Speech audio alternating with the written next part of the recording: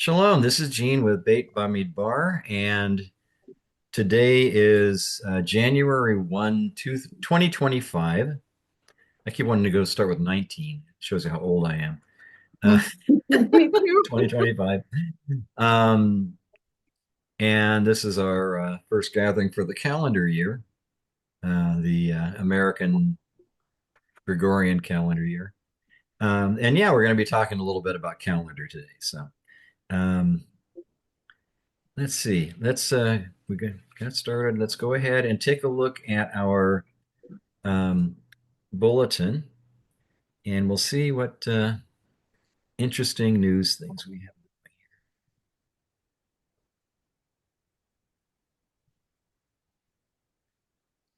All right, let's get that out of the way. Okay. Um, our bulletin is dated for the coming Sabbath, handout for the coming Sabbath. So that's why today on the bulletin is January 4, and if you're looking at your calendar, it's January 1. Don't worry, it's not an optical delusion. It's on that on purpose. Okay, we have our prayer service, the public prayer service at the Idaho State Veterans Home in Post Falls, Idaho. Um, for people that live closer to here, it's open to the public. You are certainly welcome to come and join us. For those of you who are in places further, if you get started now, you got a chance of making it on time. Um, okay, readings for this coming Shabbat is Vayigash, and he drew near, and it was Judah who was drawing near, but it doesn't say so plainly in the text. But that's what it is. And our little graphic here says Shaddai, which refers to God as the one who provides, El Shaddai. Okay. Um, see, next week's reading is for Vayechi. Um, so this is a good week for the reading. You know, Joseph gets promoted to the second in command.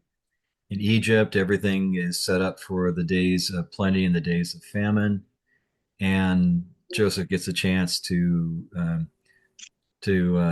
lay on his brothers a little bit when it comes to, you know, the their history. But Joseph can't doesn't go on to hurt them any. You just sort of make them realize that they could have treated him better. Um, okay. Um, let's see. If you're reading this, then you are at the Wednesday 6:30 Bible study online. If you're not reading this, then you're not here. Um, so planning on doing the same thing next week. And one of the projects I had for this week was to um, produce a new calendar, a second calendar that just gives the dates that you need to ask for your time off for your boss. And this week got crazy, so I didn't get to getting that done. So sorry about that. God willing, next week I'll have it up and ready for you. But in the meantime, obviously tonight is the eighth night of Hanukkah, carrying on till tomorrow during the day. And January 29 is Rosh Chodesh Shavat. In case you missed it, we had a new moon yesterday, wasn't it? Yeah. So, so the next new moon, Rosh Chodesh, will be in January 29 in the evening. Okay. We have a couple of traditional things going on in February. Um, Shabbat Shirah, the Sabbath of Song, and also that's February 8th, or on the 13th is Tu B'Shvat, the New Year for trees. So this is the day where you go out and you hug a tree. Um, this is actually on the civil calendar. This would be the day when you would be counting the years for the age of your tree. Um, Torah says that you're supposed to um, not pick the fruit of a newly planted tree for the first 4 years. Um, and then on the fifth year, whatever is collected from it belongs to God as a kind of it's literally a first fruit. Um, and that all goes around on Tu B'Shvat. Okay, which is the two means it's a 12th in the Hebrew calendar. So it's phoneticizing the number, how you would spell the number 12, Tu B'Shvat. Okay. Um, After that, we get into March, and we'll cover that in more detail as we get a little closer to it. Most important dates, besides the Rosh Chodesh, is you have the Feast of Esther, Chag Purim. Yeah, way back in, all the way into March 13. Okay, and so we'll cover those in more detail as we get closer. Any questions, comments, rebukes on our calendar?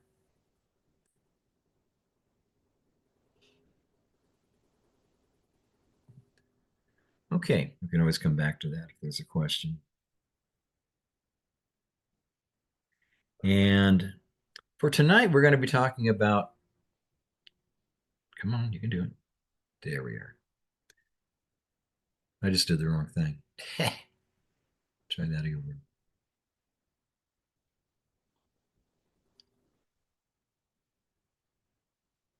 There we go. Okay. This is sort of a similar kind of discussion. A couple of weeks back, we had a question, was Christmas holy or pagan? And New Year's Day is a discussion on that same question. Is New Year's Day a pagan thing? Um, and altogether, this is going to be a relatively short discussion. There's not a whole lot of information to cover on this, but it's always worth having the discussion. And as you can see, I got everything you need to know about whether or not New Year's is secular or holy. I got it off of Wikipedia. Just for the fun of it. I thought I'd look them up and I thought, oh, it's actually a decent write-up. So I absconded with it and put it into this. Okay, New Year's Day is observed on January 1, the first day of the year in the modern Gregorian calendar, as well as the Julian calendar used in ancient Rome. With most countries using the Gregorian calendar as their main calendar, New Year's Day is the closest thing to the world's only truly global public holiday, often celebrated with fireworks at the stroke of midnight as the new year starts. January 1 on the Julian calendar currently responds to January 14 on the Gregorian calendar, and it is on that date that followers of some of the Eastern Orthodox religions celebrate the new year. New Year's Day is a postal holiday in the United States. In other words, the mail doesn't get delivered that day. Okay, that's the basic information on what's happening. What we need to do is go into a little bit of history and look at why we end up with different dates and stuff. Because believe it or not, throughout cultures, throughout all the years, there's been a number of different dates professed as the beginning of the new year. So if you're looking at your Jewish calendar, if you're looking at your um, what is the other ones? The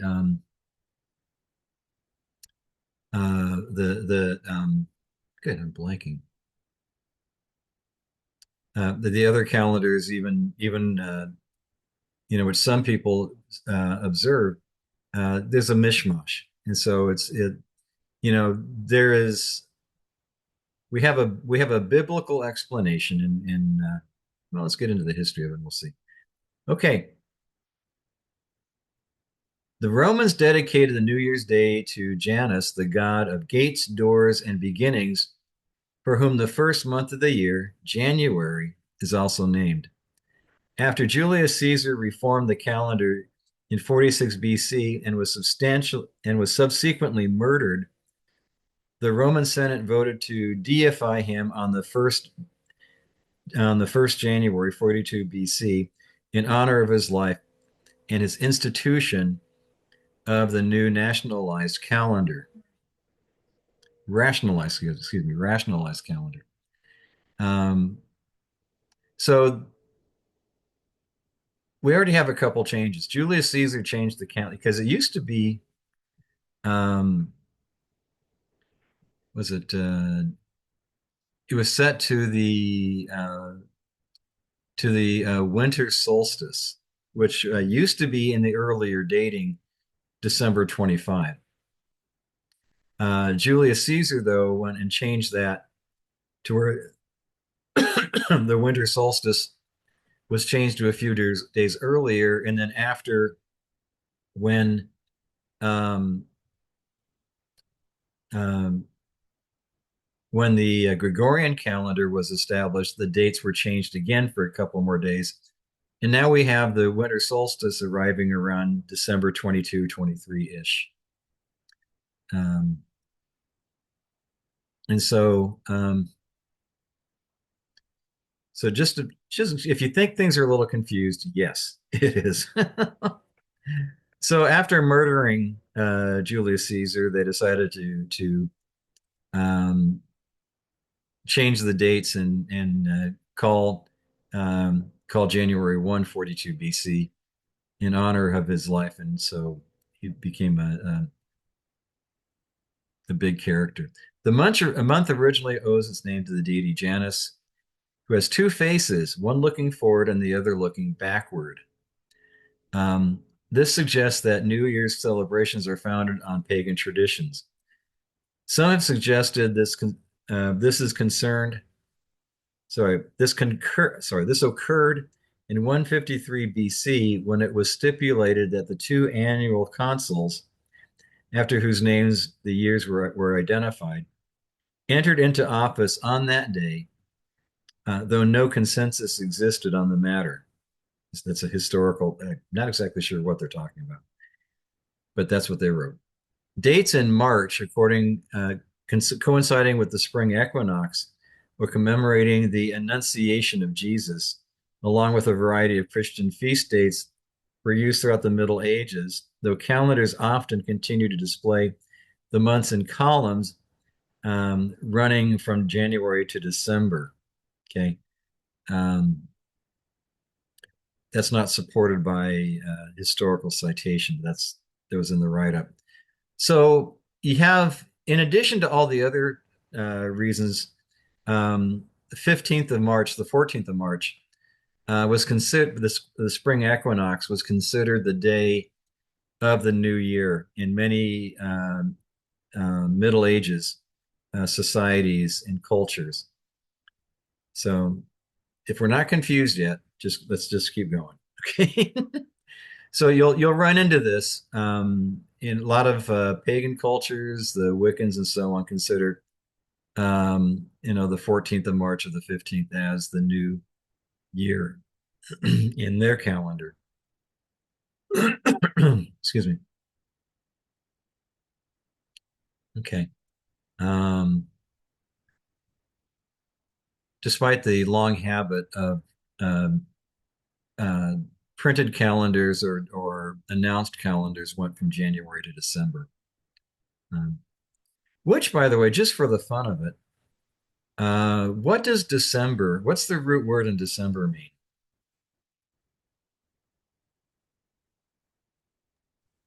10. 10. Yeah, it means 10. Okay.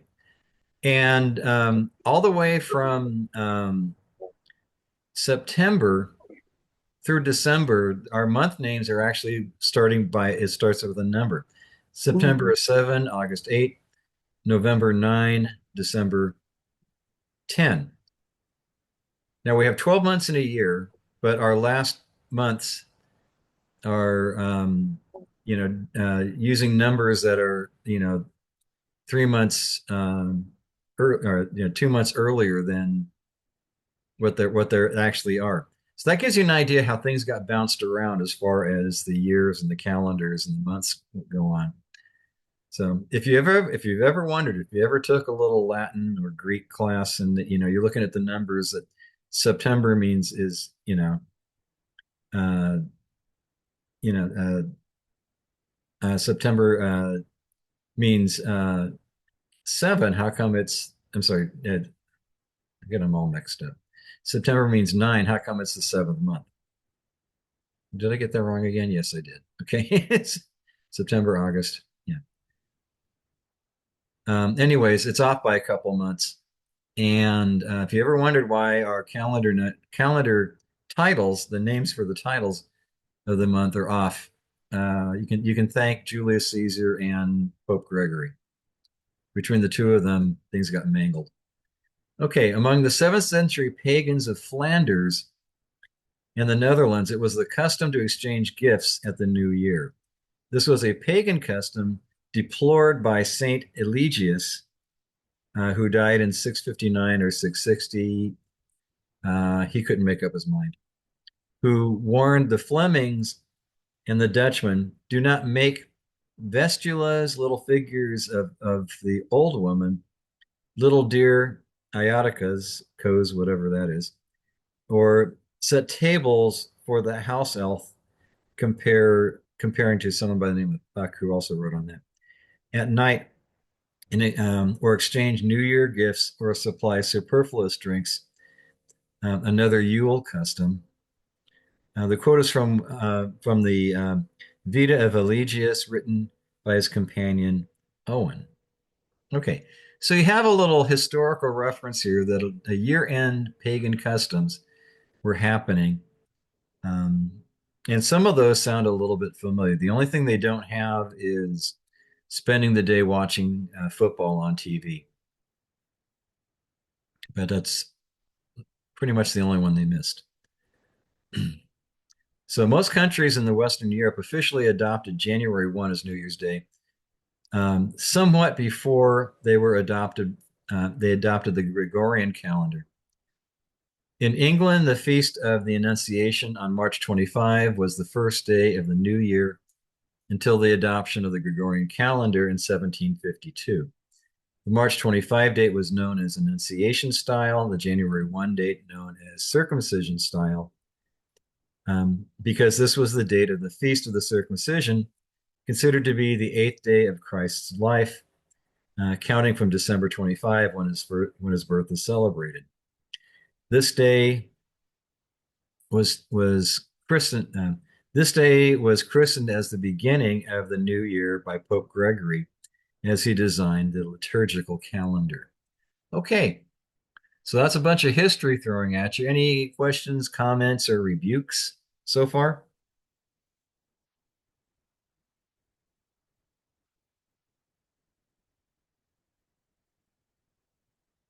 Okay, let's move on.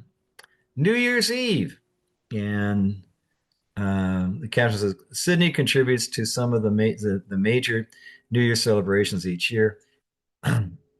This happened to be several years back, but those are very spectacular fireworks show, and I like fireworks, so I threw it in there. Um, okay, January 1 represents the fresh start of a new year after a period of remembrance of the passing year, including on radio, television, and newspapers.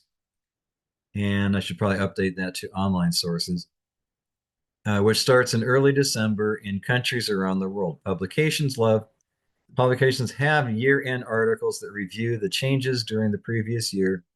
In some cases, publications may set their entire year work alight in hope that the smoke emitted from the flames bring the new life to the company.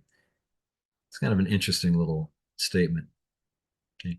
Publications, so some publications like newspapers um, would burn the I guess an effigy of their entire year's work and hoping it would um, do better for the company. Yeah, the way news companies have been this last year, yeah, they probably want to burn their stuff they were talking about and hope no one ever sees their old stuff again. Okay, this day is traditionally a religious feast, but since the 1900s has also become an occasion to celebrate the night of December 31 called New Year's Eve. There are fireworks at midnight at the moment the new year arrives.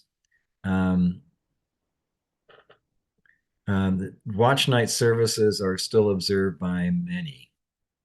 Um, I remember way back in my not so kosher days, attending church on a New Year's Eve because that was thought to be a thing to do. Um, so that's the some of the modern traditions of New Year's. Okay, and then questions, comments, rebukes on modern practices or anything else that comes to mind?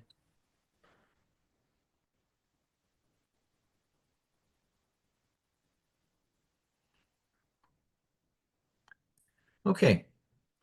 Some churches celebrate the Feast of the Circumcision of Christ on January 1, based on the belief that if Jesus was born on December 25, then according to the Jewish tradition, that's the way they explain it, his circumcision would have fallen place on the eighth day of his life, January 1.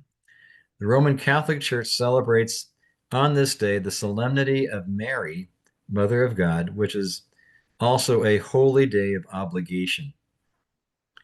So if you're Roman Catholic, you're familiar with this concept. Okay. Um, my best guess is Yeshua would have been born about the first day of Sukkot. That's my guess. And I'm sticking with it. So his circumcision would have been on the last day of Sukkot. That's okay. That's my two shekels on the thing. Okay. Any last questions before we wrap this up? I knew this is going to be short, but um, anything to add? Questions, comments, rebukes?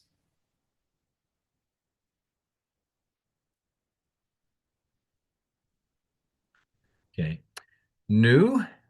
So, on one hand, the modern American celebration of the new year has none of the religious attachments that one finds in Christmas or Easter, despite some pagan history. An opposite argument can be made that we should avoid all appearances of evil, however distant from modern tradition, um, based on First Thessalonians 5:22. Shall we worship the real God in the same manner the pagans do worship their gods?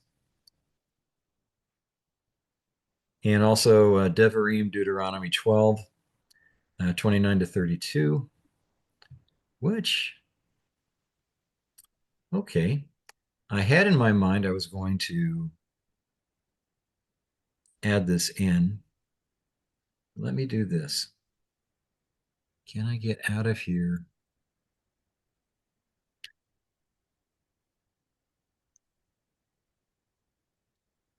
There is a way to do this, really.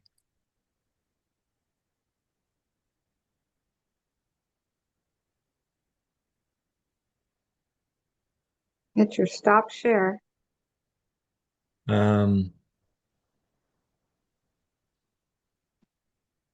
yeah, there we go. Okay, now what was I looking for? I was looking for,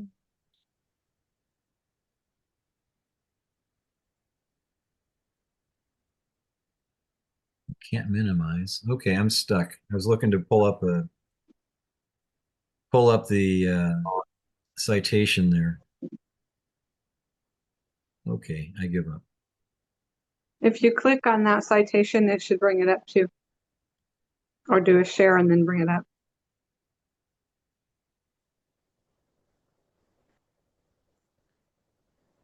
Let's see. This one here? Is that the one you want? Yeah.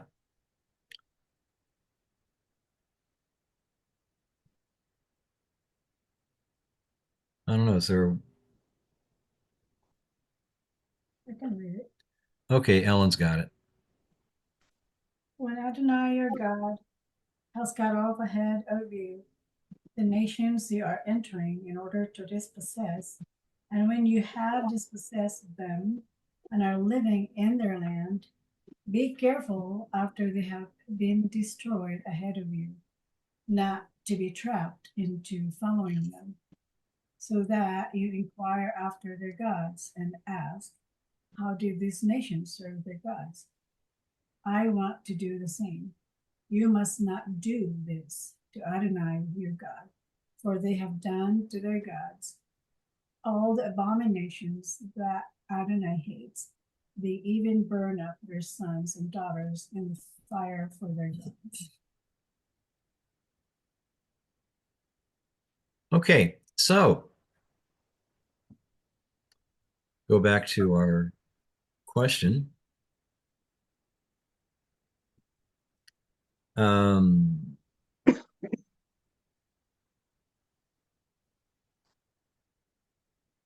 shall we celebrate in the same manner the pagans celebrate their gods, even if it's for a benign public civil celebration of a new year? What think you? Any questions, comments, rebukes on that? No, we should not do that. Okay.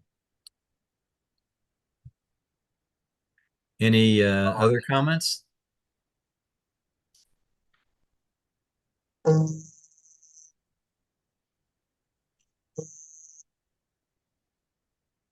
We're supposed to be set apart. Yeah.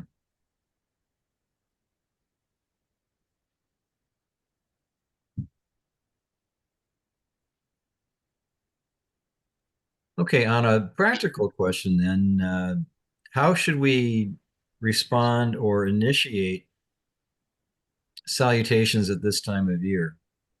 And Happy New Year. We all did it as we started, right? Mhm. So there's sort of a partially recognition that we need to be holy, and partially recognition that um, this is a common thing to do. Um, and so it's sort of my two shekels on this. Uh, on one hand, we don't necessarily do all the things that the pagans did with their celebrations for this. On the other hand, it's very ubiquitous, and you're going to run into situations where you may want to just go with the flow and say, "Oh yeah, I've yeah." been responding with a comment like, "Thank you," and then "May God bless your year or this new year. May it just bring special blessings to you." Yeah, And I that's leave it good. as such. Yeah, yeah, that's actually a good way to do it. Yeah, turn it into a blessing. Not a bad idea. I agree. Okay, any other questions, comments, or rebukes? It's kind of a short study today. This was pretty straightforward subject. Not a whole lot to it as far as information and detail. I think it's good to learn. So, Rabbi Jean, Yes. like, shall we worship the real God in the same manner the pagans do? Of course not. But then it's like, um, how do we worship? How do we? I don't know. Like, what are the do's and don'ts that we shouldn't do in terms that we are not doing what the pagans are doing? I mean, we don't worship. We just. I mean, like for example, today's New Year Day. We just Yeah. do our regular prayer. But we are not doing anything. So how are we worshiping the real God in the same manner as the pagans do? Well, if you employ some of the same customs that the pagans do, such as overeating and over drinking, Ah, or part of the difficulty we have here in America is we're not closely connected to the pagan worship that went on during New Year's, such as that God character that has a face facing forward and a face facing backwards. Um, the original two-faced character. Um, and things such as that. We're not, engaging in ritualistic slaughtering of an animal to make a special feast just no. because the king. Mm-hmm. Okay. You might be, cooking some steaks on the barbecue while the football game is going, but it's not necessarily worshiping a particular pagan deity. Okay. Got you. So there's, in our society, there's a certain amount of flexibility and there's a certain amount we still need to be holy. Mm, And I think Art's commentary on suggestion on, we should always put God into that conversation. May God bless you with a good year. Um, right. is a good way to bring some holiness into what is otherwise realistically just a secular event. Yeah. Got you. Got you. Got you. Yeah. Thank you. Right. Hmm.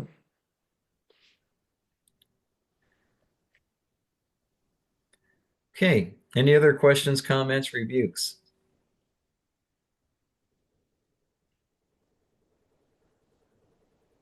Well, it's kind of like, I was thinking, no, we're not to be engaging in going out and partying with, those that party with, during this time. Um, but there's kind of like a fine line sometimes. I wouldn't go out partying, but like Art was saying, you can, bring the Lord into it to some degree. Um, but then I know sometimes, I hear other people say that, oh, you can't say that word, because, it's just like, okay, our vocabulary, our calendar, it's based off of pagan names. Yeah. And so it's kind of like, okay, we want to be holy, set apart, but we have all these other names that we have to deal with to live in the real world. Mhm. And so I heard somebody say that, no, I'm not going to take your check if you're going to, start writing, Tishrei, 1, I mean, Yeah. who's going to accept a check, like that? How are you going to start paying your bills and keeping your accounting system going on the Hebrew calendar? Mhm. So there's, you have to be realistic about the whole approach of things. Yeah. Good. Or but there's another saying that you're so heavenly minded, you're no earthly good.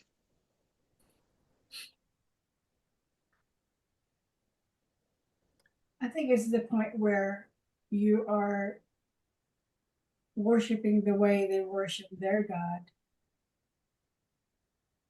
For us, it's the calendar of the year, but it's not to the point of making a worship to this Janus God, or because we know better that the Most High God says, "Do not worship any other God." Mhm.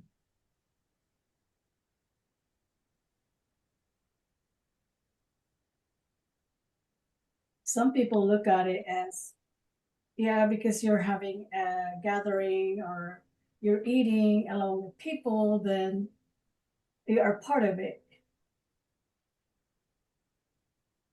To me, if you have a day off and you can have gathered together, of course, it doesn't have to be just on January 1,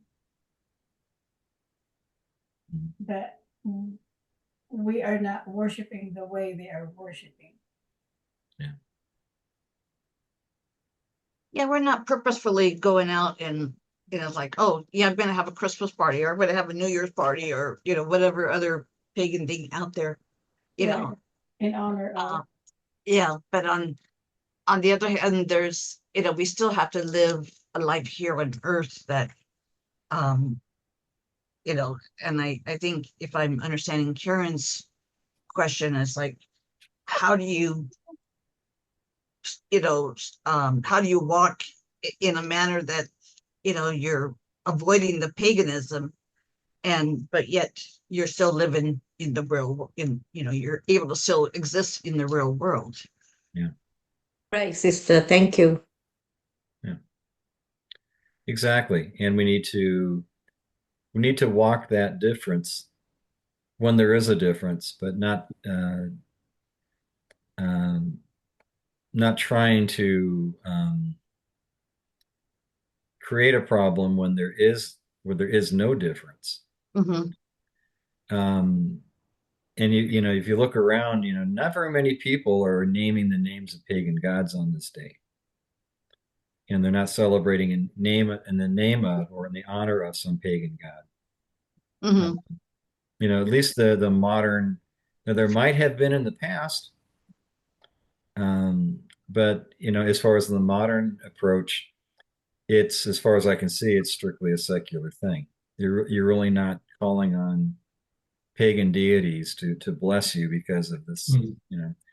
You're up after midnight, last night. So that's the one side of it. The other, of course, is always a lot of societal excess on this day. So we want to, be separated from that. We don't want to be the same as that. Mm-hmm. Um, so that's kind of my two shekels. But it's good to be not to think about it, to talk about it, and discuss it. And if you come to a really good thought about it, we can always add it into another discussion, or if you can hold the statement till next year if we talk about this also. Then yeah, Trying to remember. Yeah, really, you can you remember. remember. Yeah. Yeah. I think it's also a good starting conversation that we can say to non-believers, do you know that God has set some special days for us to celebrate?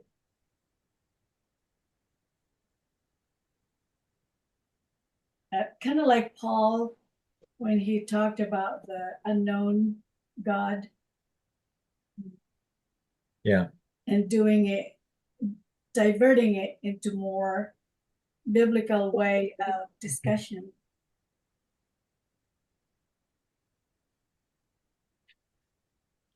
Yeah.